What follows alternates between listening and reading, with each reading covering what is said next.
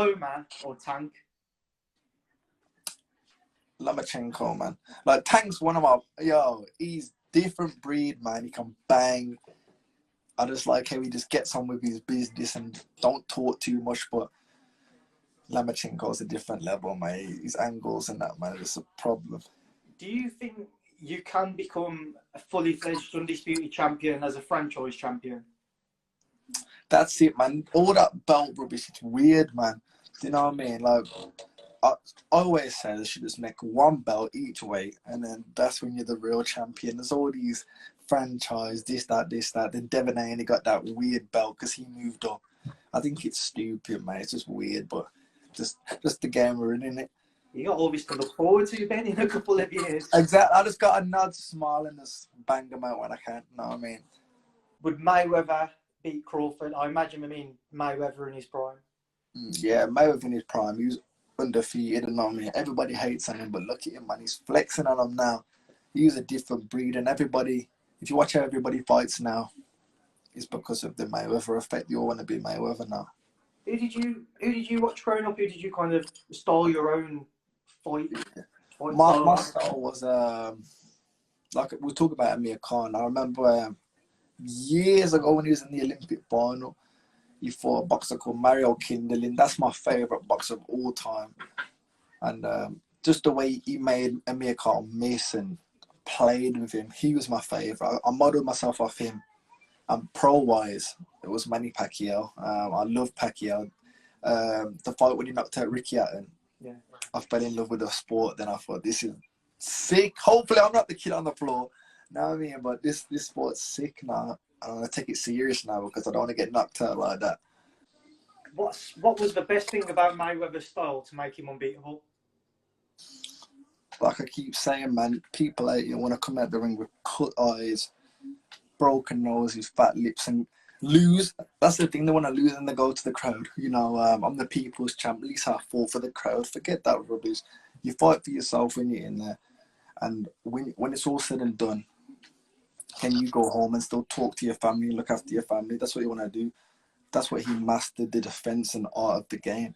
You've got to go in there, punish the other kid, and not take as much punishment as possible, and come out with your tax and bearing.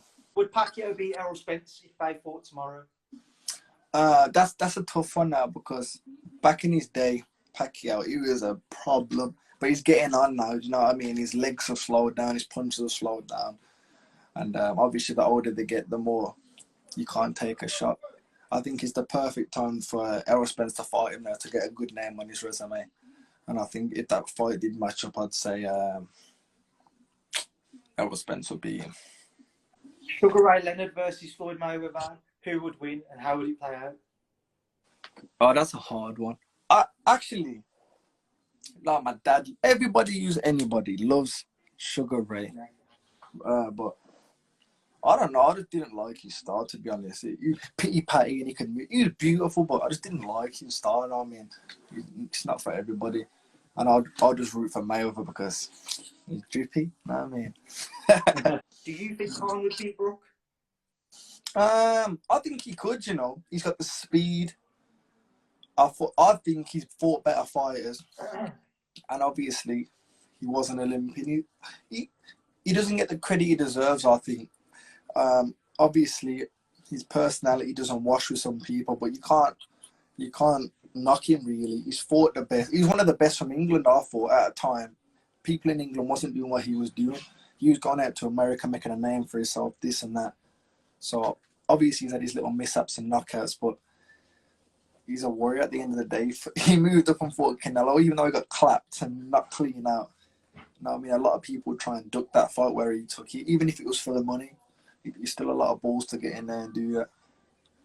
What do you make of Brook Crawford? I saw Bob Arum saying that was a possibility. Brook could face Terence Crawford next.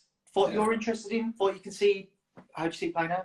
I'd be a little bit interested, but to me, Brook's boring. I don't really like his style. I mean, I think back in his day when he used to fight the Carson Jones or whatever he's called, something like that, them fights back then was good, but at that top level, I just don't think he's got it that much. He always falls a bit short. He obviously beat Sean Porter, but Sean Porter's just one of those fighters, man. But I think Crawford would smoke him differently. And how do you think Crawford would fare against Errol Spence Jr. if we did ever see that fight? Yeah. Errol's still recovering from his car crash. Yeah, that was madness. Wait and see how he gets on with that. But if we do see that fight at some point, how do you see that one going? To me, I would say Crawford, because to me, what's his name? Spence is a great fighter, but he's very flat-footed. Even though he can box a little bit, he's very flat-footed, and he kind of fights to me in one motion, forward, back, side to side. He's kind of readable.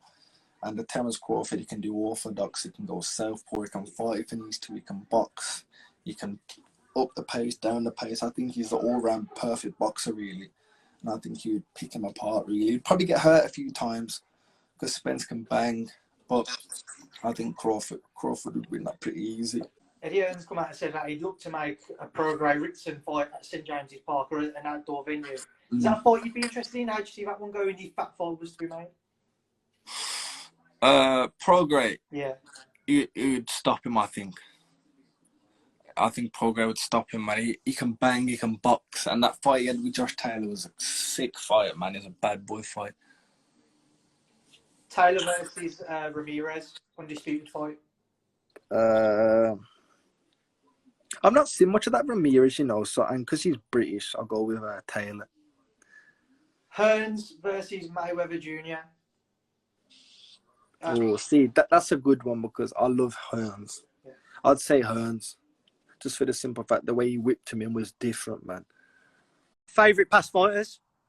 I know you've mentioned who you idolise. Yeah, obviously Tommy Hearns, the old Ray Robinson, Purewal Whittaker, and obviously he's not in the past, but you're kind of old now, Ringando.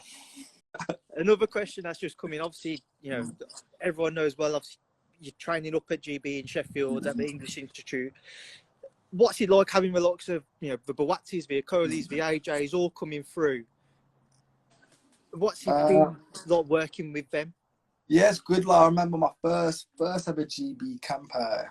Usually you go up there and you get greeted by the coaches, and then you get like your bags and your boots, and then they say, all right, then come down 5 o'clock for like a warming in session. I got there with a bald head and I was skinny 75 kilo. And I went, we don't have no sparring partners. Whittaker, can you come over here? And I went, yeah, what's up? They went, do you mind sparring Bawatsi? I was like, truthfully, I didn't really follow that like Great British Boxing team. I didn't really know who he was that much. And I said, can you spar him? I said, yeah, man, no worries. I said, can I go back up to the flat and get my boxing boots? I went, oh, no, he needs to shoot off. And I said, do you mind jumping in now? I had running shoes on, these Batty Rider shorts, this tight top. Just got in there, sparred with him. He liked me ever since then. And ever since then, was working towards the Olympics for him then. So it was good to see. And then you've got the Okolis and so on like that. And then you see they've come from where I'm coming from now. And look what they're doing in the pro game. So it's kind of good to see that they're on the same path as me. Even the Anthony Joshua's, he came through the same sisters as me, done his years there, and he's obviously doing well. How good is Julio La Cruz, and how well do you think he would do if he turned professional? Yeah, he's a class boxer. I remember, what was it, the 2011 World Championships. My dad used to make me sit down and watch him and Lomachenko and so on. And I thought, this is boring, man. Nobody wants to watch this point scoring, tippy-tappy rubbish. I hated it. I'd rather go upstairs, play my PlayStation, stuff like that. But then when I started getting into the sport and knowing about the sport, if you can see my style, I kind of modeled myself off him. I think he's a great boxer. If you watch him, the kid I fought, the Ukraine kid, is a beast. But look how La Cruz dealt with him and handled him. He played with him. But he obviously is a bit suspect on the chin. I've seen him knocked out a few times and wobbled a few times. And imagine those in little gloves. It could be a completely different story, but you never know till you try. Let's talk about that, Ben. You just mentioned your PlayStation, man. I've seen your interview, I've seen your interview trying to give him a big one about what happened when me and you played FIFA. Look at you, you know you're getting embarrassed now. Because you know you beat me. But not only did I beat you, I'll give you more than just the smoke. Hey, know what happened? I just went through my Snapchat as well yesterday, I think it was. If you look at the memories, it was 2 years or something ago today as well, it happened. I was like, oh, not in one, bro. No, it's just one of those things. I'm not a footballer myself.